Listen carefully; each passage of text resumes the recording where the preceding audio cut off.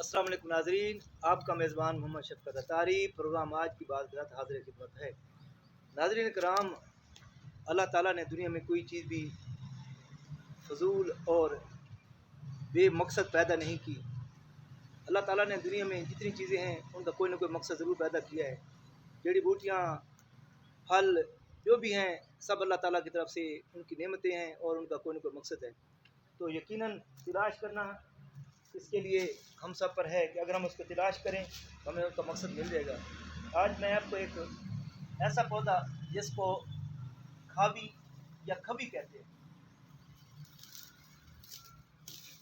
नाज़रीन किराम, ये पौधा है, इसको खावी कहते हैं और इसको या खबी भी कहते हैं, और हिंदी ज़बान में इसको खबी बोला गया है और इसी तरह लातीनी ज़बान में भी इसको खबी कहते हैं।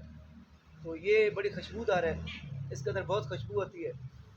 अगर हम देखें तो माजी में लोग जिनके पास खुशबुएँ नहीं हुआ करती थी वो इसको इस्तेमाल करते थे। ख़ास तौर पर जब बच्चों के छोटे छोटे दाने, खसरे वगैरह के दाने निकलते थे तो उसके साथ वो जो बुज़ुर्ग औरतें होती थीं वो जाके इस जंगल से इसको ढूंढ के उनके पास तक्की के साथ रख देती, पाउडर रख देती और मुख्तलिफ़ चीज़ें।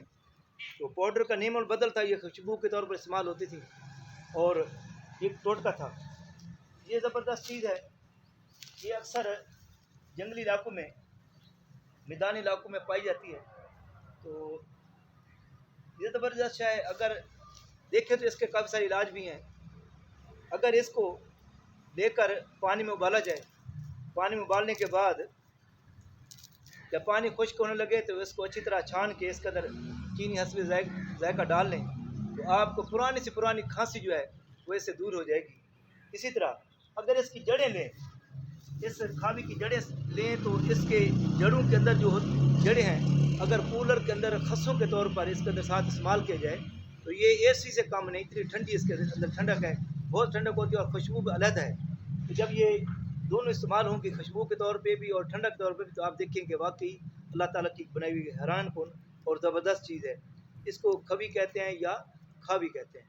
तो इसका इस्तेमाल करें इंशाअल्लाह अज़ीज़।